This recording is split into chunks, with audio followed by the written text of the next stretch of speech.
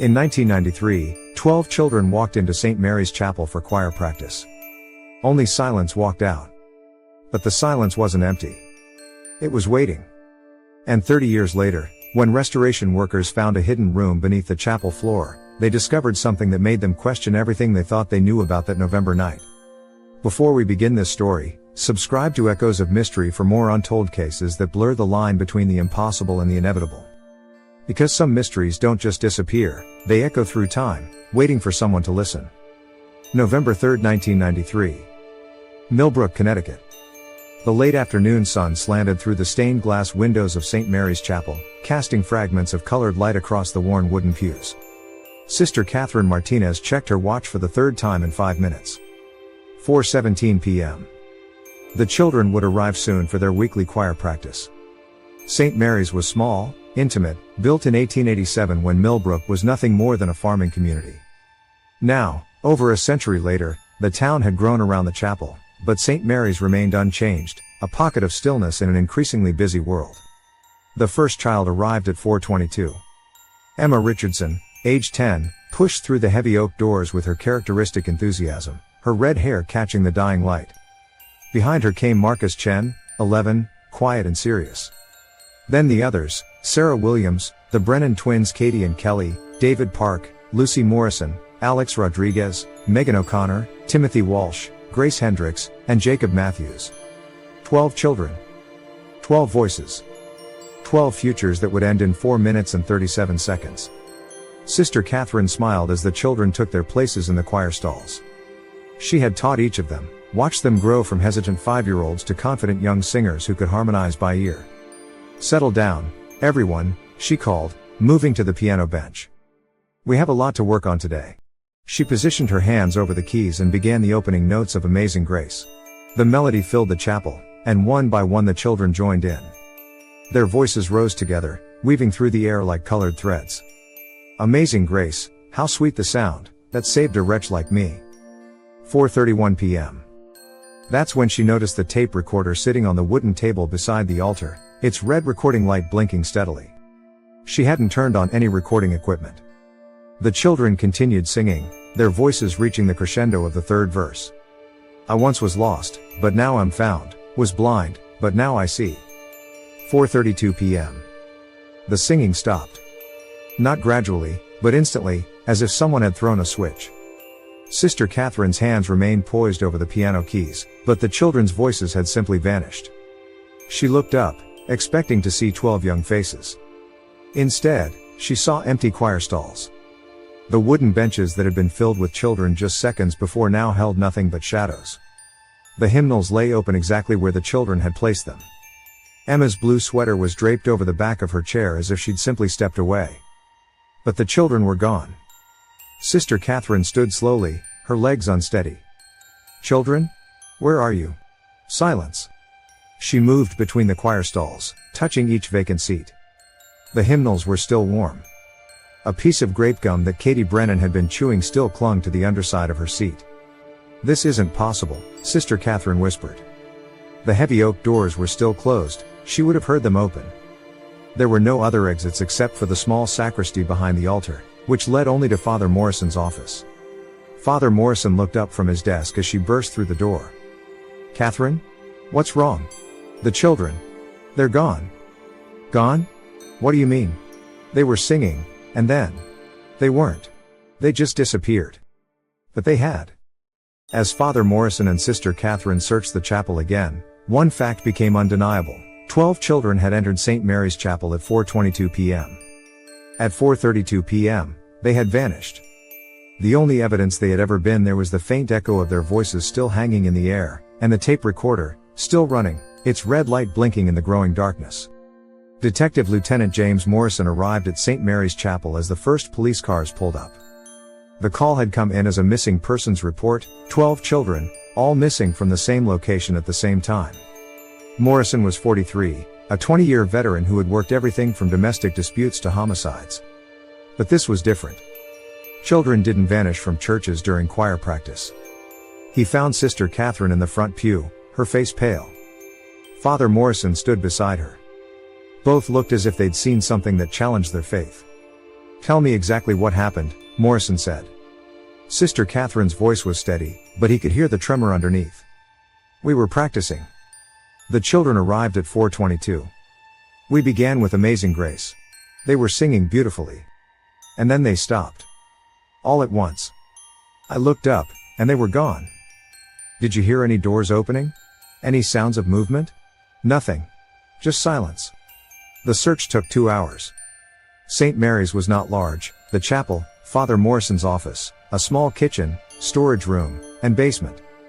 There were no secret passages, no hidden rooms, no places where 12 children could hide.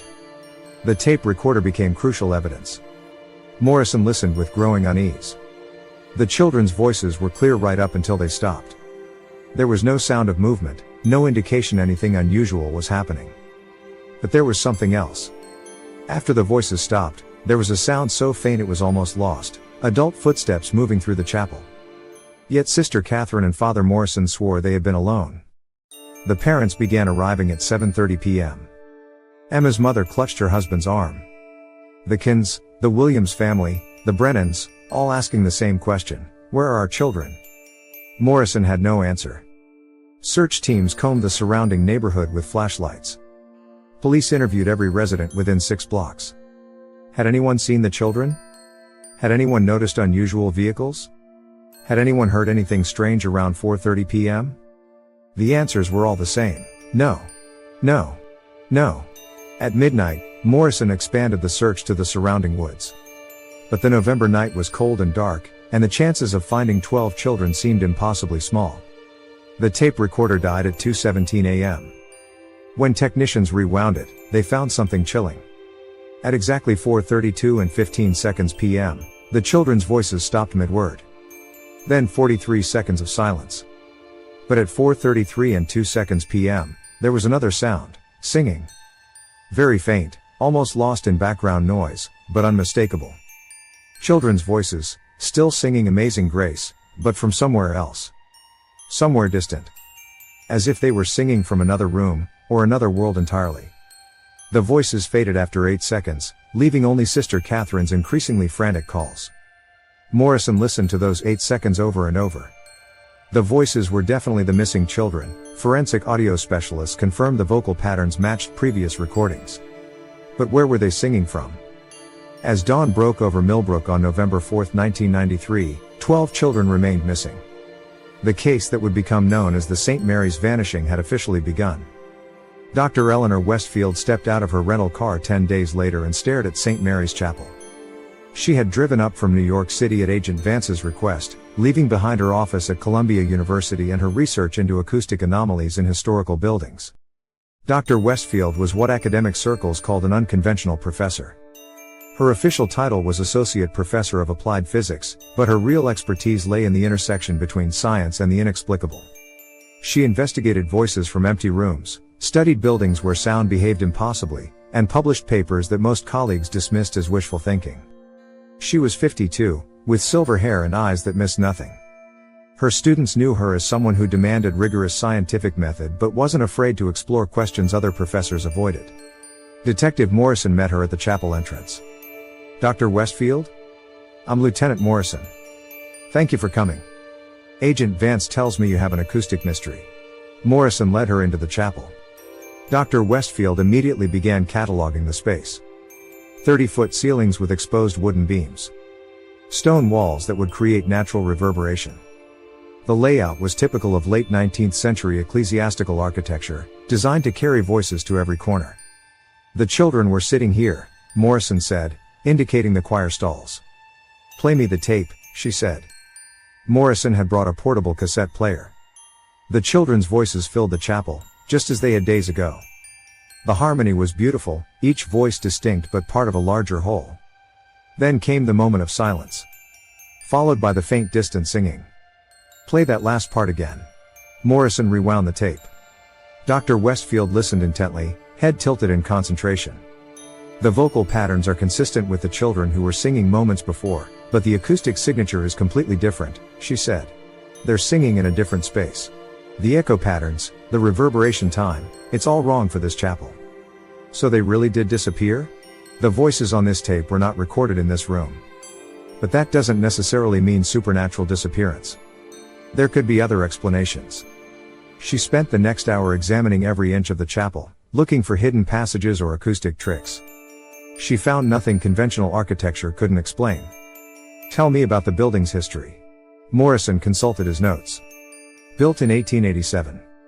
The only unusual thing is that the original builder, Thomas Whitmore, had a reputation for creating unusual acoustic effects.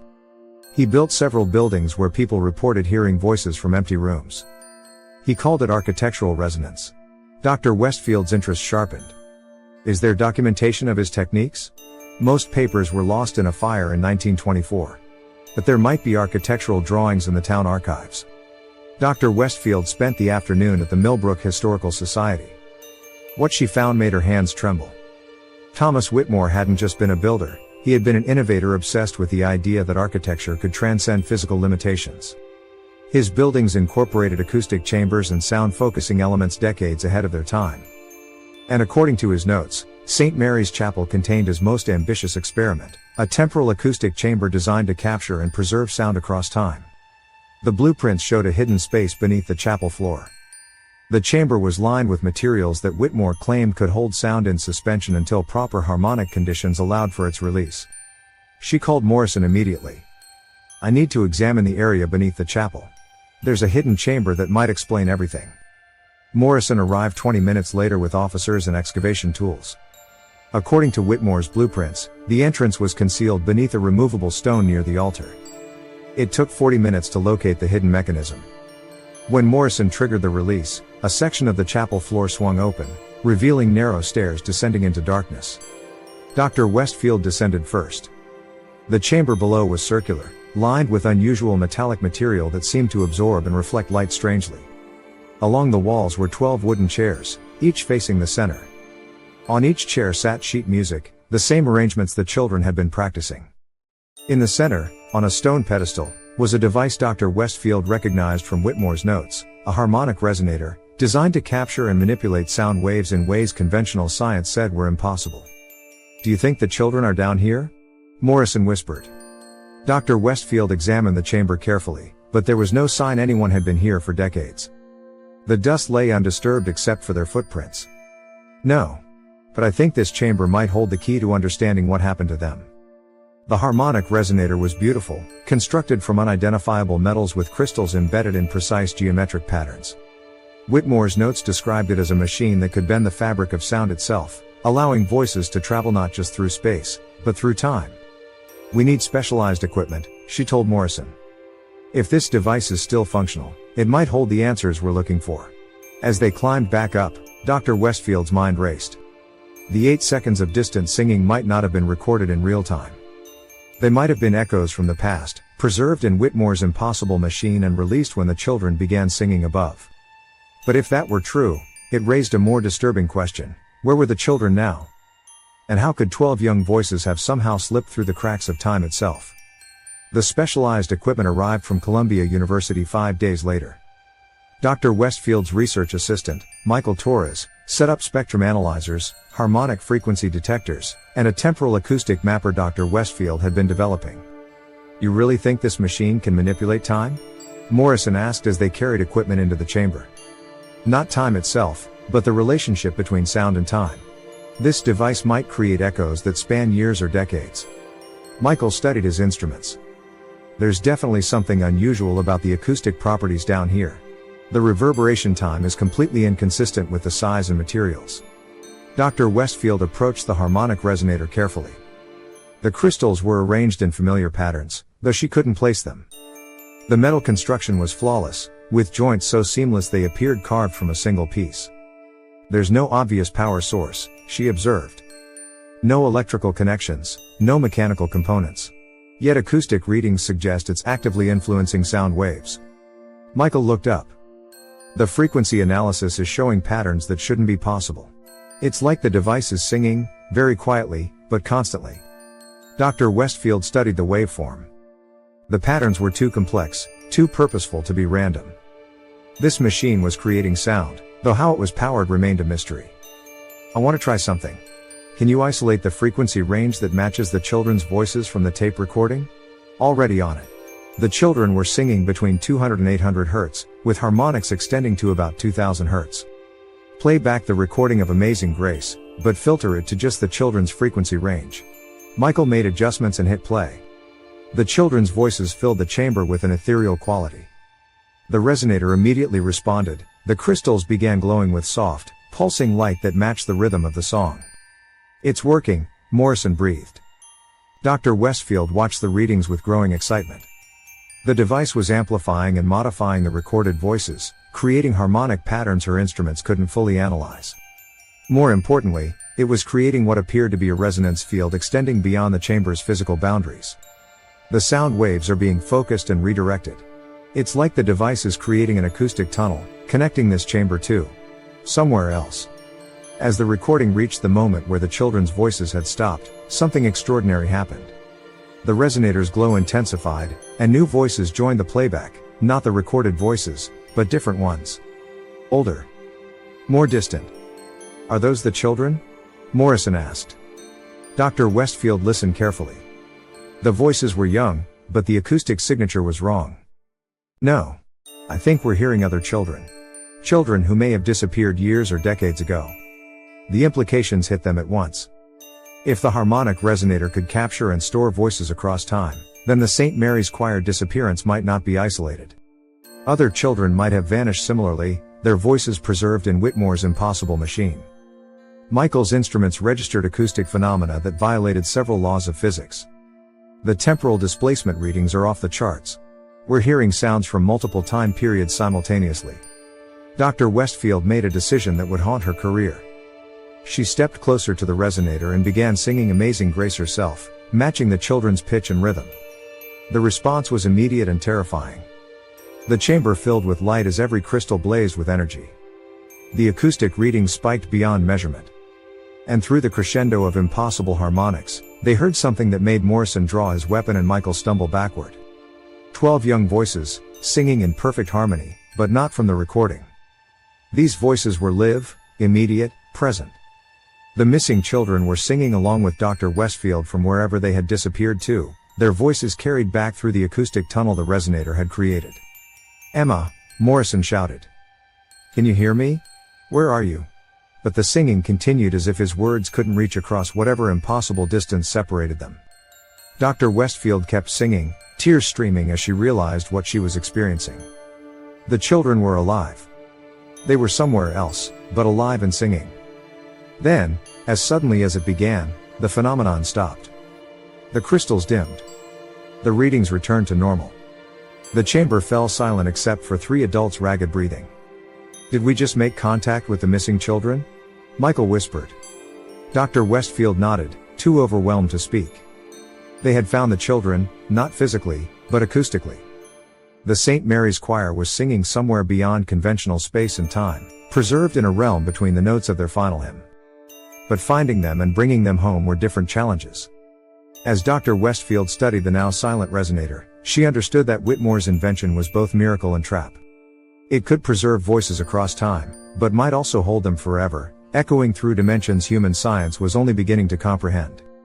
Dr. Westfield had barely slept in 5 days when the breakthrough came.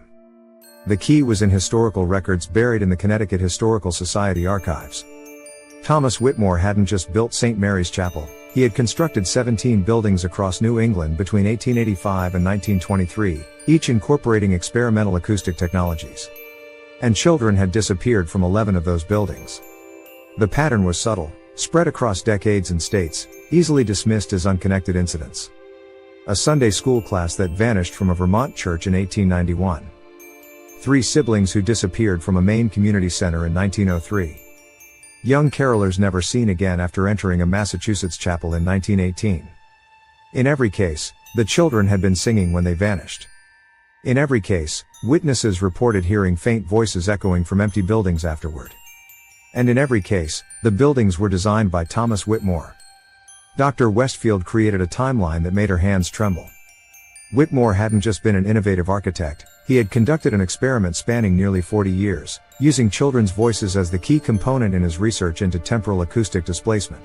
His private journals revealed the scope of his obsession. Whitmore believed certain harmonic frequencies could create rifts in the fabric of sound itself, allowing objects, or people, to move between temporal locations. Children's voices, he had determined, were particularly suitable because of their purity and natural harmonic resonance. The journals were disturbing reading. Whitmore wrote about the children he had collected with detached scientific precision. He tracked their vocal ranges, harmonic capabilities, their potential for temporal integration. The most chilling entry was dated December 15, 1922. The collection is nearly complete. 47 young voices now reside within the resonance chambers, their songs preserved for eternity. Soon, I will join them in that space between silence and sound. The children are no longer bound by linear time. They exist in a perfect moment, forever young, forever singing, forever mine. Dr. Westfield called Morrison immediately. I need to see that chamber again. If Whitmore's pattern holds, there should be more than one hidden space beneath the chapel. Ground-penetrating radar revealed what Dr. Westfield suspected. The chamber they discovered was just one of several hidden spaces. The scans showed a complex network of tunnels and rooms extending under the entire building, all connected to the central chamber housing the harmonic resonator. It's like an underground city, a technician observed. Dr. Westfield consulted Whitmore's drawings. He was a master of concealment. Each chamber was designed to be acoustically isolated from others, but connected through harmonic frequencies. The children in different chambers would hear each other, but anyone in the chapel above would hear nothing. They spent the afternoon mapping the underground complex. 5 additional chambers, each containing a smaller resonator, each designed to hold specific numbers of children. The central chamber was the largest and most sophisticated. In one smaller chamber, they made a discovery confirming Dr. Westfield's worst fears. The room contained skeletal remains of 3 children, bones arranged in a circle around a smaller resonator that had apparently malfunctioned decades ago. Scraps of clothing suggested they were from the early 1900s. On the wall, scratched with fingernails, was a message: "We tried to go home but the music wouldn't let us." Mary, age 8. Thomas, age 9. Elizabeth, age 6. "We are still singing." Morrison stared at the remains. "They starved to death down here." "No," Dr. Westfield said quietly, studying the broken resonator. "Look at the crystalline matrix. It's fractured. When the device failed, it released them from temporal displacement. But by then, decades had passed in the real world. They died of old age in moments." The implications were staggering. The children who had disappeared into Whitmore's acoustic traps weren't just missing, they were caught in temporal suspension, aging at different rates than the world above. The St. Mary's choir might have experienced only minutes while weeks passed in reality. But they were still alive somewhere in that impossible space between seconds, still singing their hymn of grace, still waiting for someone to bring them home. "I'm going to bring them back," Dr. Westfield said. Thanksgiving Day had passed in desperate preparation. Dr. Westfield spent 4 days calibrating equipment, analyzing harmonic frequencies, and developing what she hoped would reverse the temporal displacement holding the children captive. The theory was sound. If Whitmore's resonator could create acoustic rifts that moved people through time, the same technology should bring them back. But the process would be dangerous. One miscalculation could trap the children permanently, or scatter them across multiple timelines. The chapel was empty except for Dr. Westfield, Michael Torres, and Detective Morrison. Agent Vance had wanted federal specialists, but Dr. Westfield argued successfully that too many people would interfere with the delicate acoustic balance required. "Are you certain about this?" Morrison asked as they descended into the central chamber. "What if something goes wrong?" Dr. Westfield checked her equipment. "Detective, those children have been trapped for 3 weeks in our timeline. We don't know how much time has passed for them, but we can't wait longer. Every day we delay increases the risk that their temporal anchor will weaken beyond repair." The chamber looked different at night, lit by portable work lights and electronic equipment's blue flicker.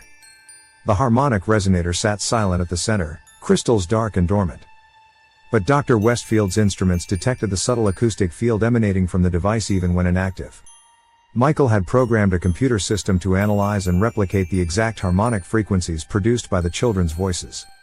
The plan was elegant: use the resonator to create a recall frequency that would pull the children back through the temporal rift.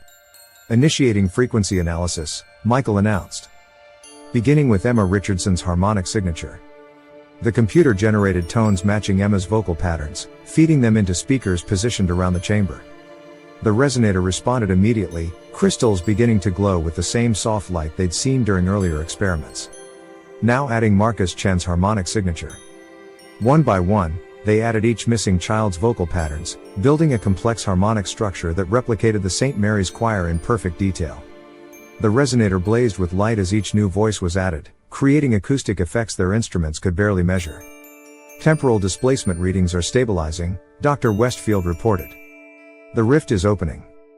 Through the cascade of impossible harmonics, they began hearing the children's voices, not recorded, but live and immediate. The St. Mary's choir was singing Amazing Grace from wherever they'd been displaced to, their voices carrying across time and space boundaries. "Emma," Morrison called out. "Can you hear me? We're here to bring you home." The singing paused. Then Emma's voice, clear and strong, cut through the harmonic noise. "Detective Morrison? Is that really you?" Morrison's eyes filled with tears. "Yes, sweetheart. We're here. All your parents are waiting. Can you see a way out? Can you find a door or light?" "We're in a room," Emma's voice replied, strange and distant but unmistakably real. "It looks like the chapel, but everything is different. The walls are made of music, and we can see all the other children who came before us." Dr. Westfield felt a chill. "Emma, listen carefully. I need you to sing with us. All of you need to sing the same song we're singing. It will help us bring you home." The children's voices joined the artificial harmonics, creating resonance so pure and powerful the chamber itself seemed to vibrate. The acoustic readings went beyond anything her instruments could measure. "It's working," Michael shouted over the crescendo. "The temporal anchor is strengthening." But something was wrong. Dr. Westfield watched her instruments with growing alarm as harmonic frequencies began spiking beyond safe levels. The resonator was drawing more power than it should, pulling energy from sources she couldn't identify. "Michael, shut it down. I can't. The equipment's not responding." The chamber filled with painful light. The harmonic resonator was beyond overload, crystals blazing with energy that seemed to come from the rift itself. Through the supernatural crescendo, they could hear other voices joining the children's song, dozens, hundreds, all the children who had disappeared into Whitmore's acoustic traps over decades. The dead were singing along with the living, their voices carried forward through time by the resonator's power. "The rift is expanding," Dr. Westfield shouted. "It's pulling in everything. Can you bring them back?" Morrison grabbed her arm. "I don't know. The harmonic matrix is beyond my control." Then, through the chaos of impossible music, they heard a new voice. Adult. Male. "Thomas Whitmore. You have trespassed in my domain," the voice said, carried on frequencies that made their bones ache. "The children belong to the music now. They are part of my great work, and I will not allow you to steal them away." Dr. Westfield realized with growing horror that Whitmore himself had been caught in the temporal displacement of his own creation. He was trapped in the same timeless space as the children, and actively fighting their rescue attempt. "The resonator is drawing power from the rift itself," she told Morrison. "Whitmore is using the children's voices to maintain the temporal displacement. As long as they're singing, he can control the flow of time around them." "Then how do we stop him?" Dr. Westfield made a decision against every scientific principle she'd learned. She stepped forward and began singing a different song, not Amazing Grace, but a lullaby her mother had sung to her when she was Emma's age. Something simple and pure and entirely outside Whitmore's harmonic calculations. The effect was immediate. The artificial harmonics generated by the resonator began to waver as Dr. Westfield's voice introduced an element Whitmore hadn't planned for. The children, hearing her lullaby, began singing along, their voices shifting away from the hymn that held them captive. "No!" Whitmore's voice screamed through the temporal rift. "They must sing the appointed songs. The harmonic structure must remain pure." But the children continued following Dr. Westfield's lead, their voices growing stronger as they sang themselves toward freedom. The resonator's light began flickering as its harmonic matrix destabilized. Michael's instrument suddenly responded to his commands. "I've got control back. The temporal displacement is collapsing." "Emma," Dr. Westfield called. "Sing louder. All of you. Sing your way home." The children's voices rose in unison, no longer confined to Whitmore's predetermined harmonies. They sang the lullaby with such power and joy that the very air seemed to shimmer around the resonator. And then, in a flash of light that left them temporarily blinded, 12 children materialized in the chamber. They appeared exactly as they had been when they vanished 3 weeks earlier, Emma in her blue sweater, Marcus with his serious expression, the Brennan twins holding hands. They looked around the chamber with wonder rather than fear, as if awakening from a beautiful dream. "Are we home?" Emma asked. Dr. Westfield was too overwhelmed to speak. Morrison rushed forward and gathered as many children as he could into his arms. Michael stared at his instruments, which showed readings that would puzzle physicists for decades. But as the children began moving toward the stairs that led back to the chapel, Dr. Westfield heard something that made her blood freeze. Other voices, still echoing from the now silent resonator.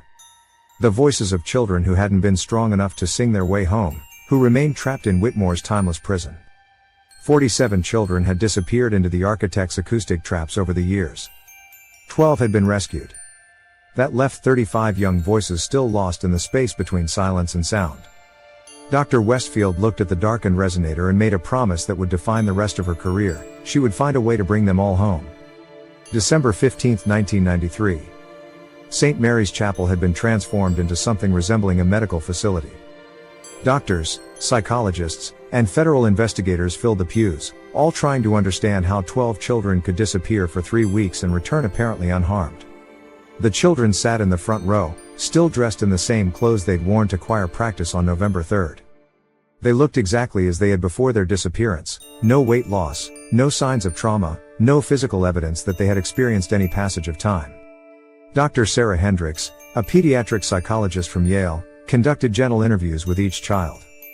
Their stories were remarkably consistent. They remembered singing Amazing Grace with Sister Catherine, then finding themselves in a place that looked like the chapel but felt different, where time moved differently and they could hear voices of other children from long ago. "It was beautiful," Emma Richardson told Dr. Hendricks. "The walls were made of music, and we could see notes floating in the air like butterflies. Mr. Whitmore was there, and he taught us songs we'd never heard before." "Were you frightened?" Emma considered this seriously. "At first. But the other children were so nice. They told us we were safe, that we were part of something important. And the music never stopped. It was like being inside a concert that went on forever." The medical examinations revealed impossible results. Despite being missing for 3 weeks, the children showed no signs of dehydration, malnutrition, or physical stress. Their blood work was normal. Their weight was exactly what it had been on November 3rd. Even their hair and fingernails showed no growth. "It's as if they were placed in some form of biological stasis," Dr. Hendricks explained. Time didn't pass for them in any conventional sense.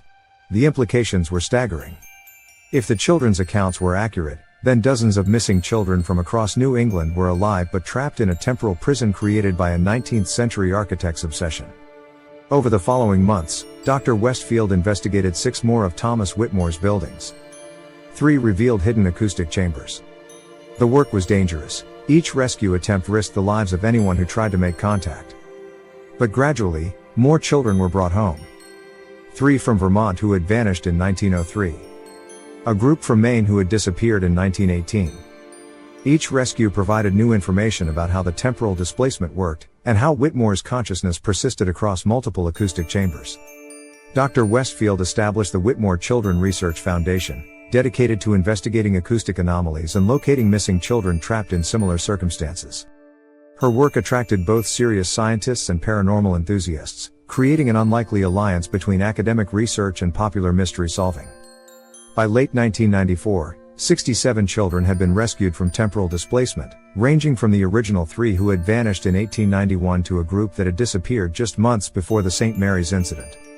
The final confrontation came on Halloween night, 1994, at the ruins of Whitmore Manor, the architect's own home. This was where it had all begun, where Thomas Whitmore had first experimented with temporal displacement, and where his consciousness now resided as master of his temporal kingdom.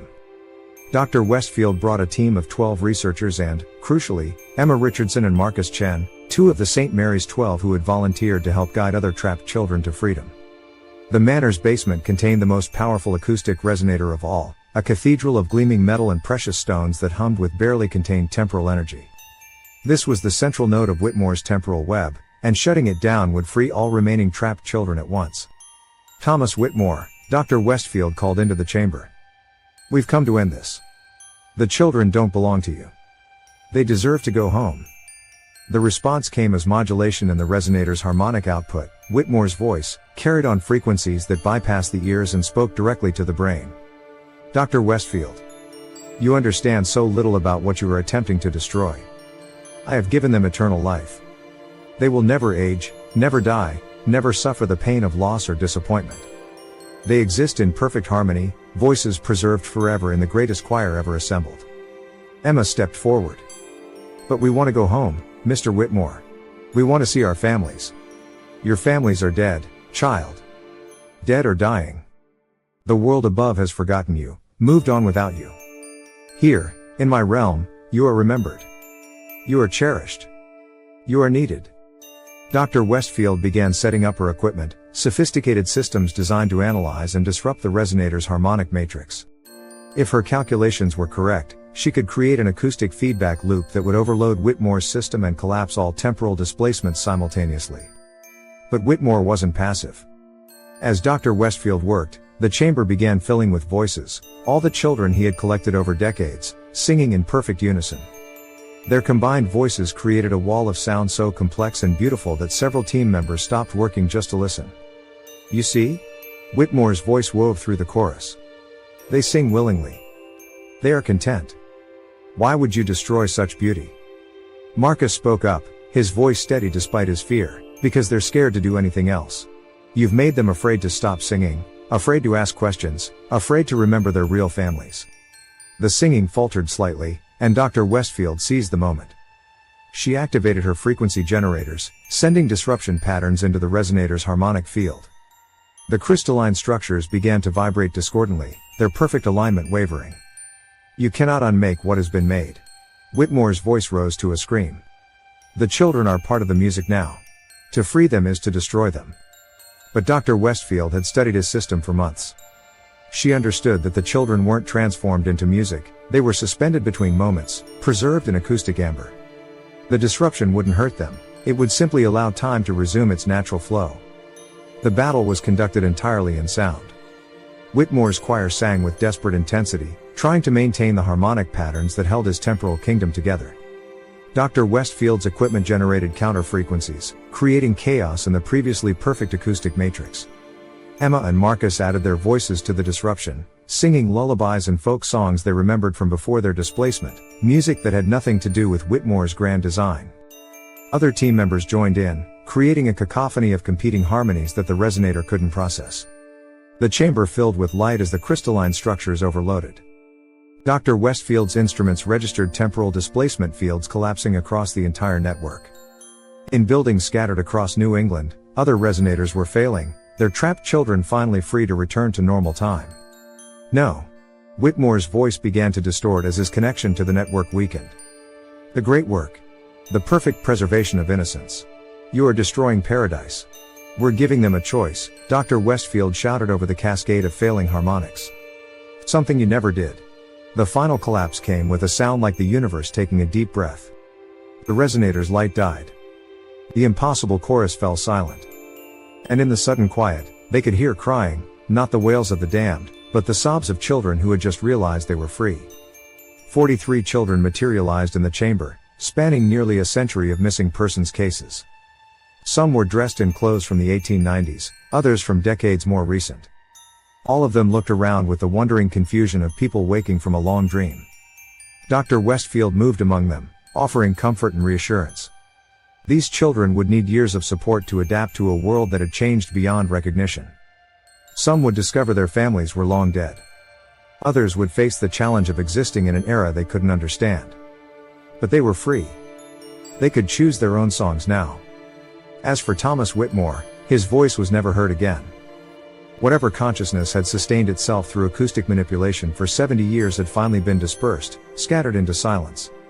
His great work, the preservation of innocence through temporal displacement, had ended not with triumph but with the simple recognition that freedom, however painful, was always preferable to beautiful captivity. December 24, 1994.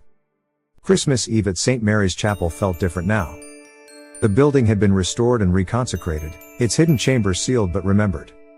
The pews were filled with an unusual congregation, the St. Mary's 12, now returned to their families, the children rescued from Vermont, still adapting to a world 9 decades beyond their time, representatives from dozens of other families whose children had been found in Whitmore's network, and researchers, investigators, and volunteers who had made the rescues possible. Father Morrison stood at the altar, looking out at faces that represented one of the most extraordinary chapters in missing children case history. In total, 67 children had been rescued from temporal displacement, ranging from the original 3 who had vanished in 1891 to a group that had disappeared just months before the St. Mary's incident. Dr. Eleanor Westfield sat in the front row, exhausted but satisfied. Her foundation continued investigating reports of acoustic anomalies, but Whitmore's network had been thoroughly dismantled. The children were home, all of them. Emma Richardson approached the front of the chapel, her voice clear and strong. She had become something of a spokesperson for the rescued children, helping newcomers adapt to their freedom and serving as a bridge between the temporal displacement survivors and the modern world. "We wanted to sing something tonight," she announced. "Not because we have to, but because we want to.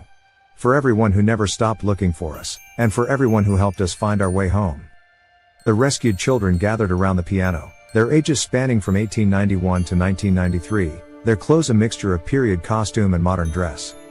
Sister Catherine sat at the piano bench, her hands poised over the keys she had been playing when this all began. They began to sing Silent Night, their voices blending in harmonies that were both earthly and ethereal.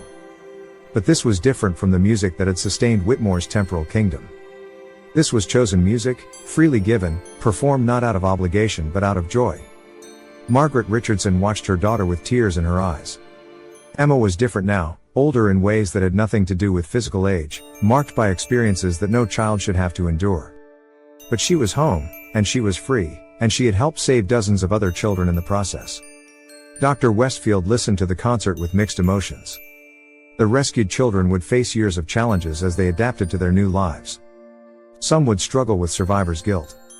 Others would have difficulty forming relationships with people who hadn't shared their temporal displacement experience.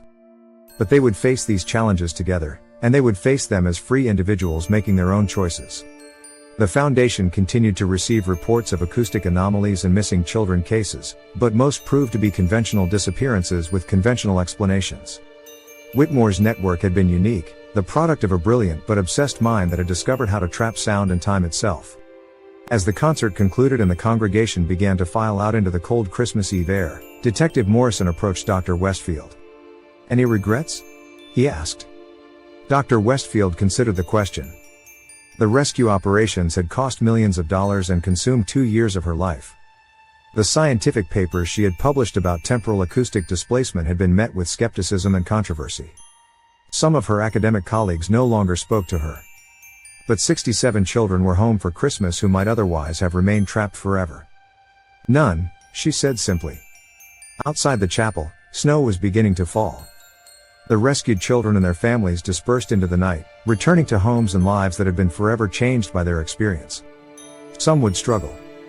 Some would thrive. All would remember. Dr. Westfield walked to her car, but paused at the chapel steps.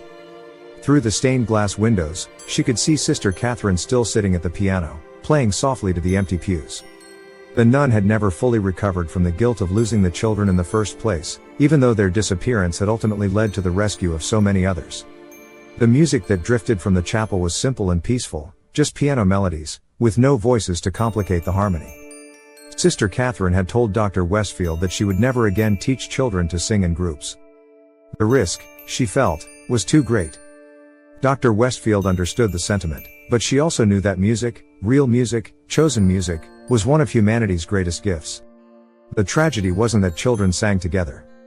The tragedy was that Thomas Whitmore had perverted that innocent joy into something dark and possessive. As she drove away from St. Mary's Chapel for the last time, Dr. Westfield could still hear the echo of the Christmas concert in her mind. 67 young voices, singing not because they were trapped, but because they were free. The case of the Vanishing choir was closed, but its echoes would resonate through the families, the researchers, and the community of Millbrook for generations to come. Some mysteries leave scars. Others leave songs. This one left both. And in the silence between the notes, if you listened carefully, you could still hear the sound of children's laughter, not trapped or preserved, but alive and free and heading home. Subscribe to Echoes of Mystery for more stories that blur the line between the impossible and the inevitable. Because some voices echo across time itself, waiting for someone brave enough to listen and strong enough to answer. What mysteries from your own town have never been solved? What voices from the past are still waiting to be heard? Share your stories in the comments below. You never know who might be listening.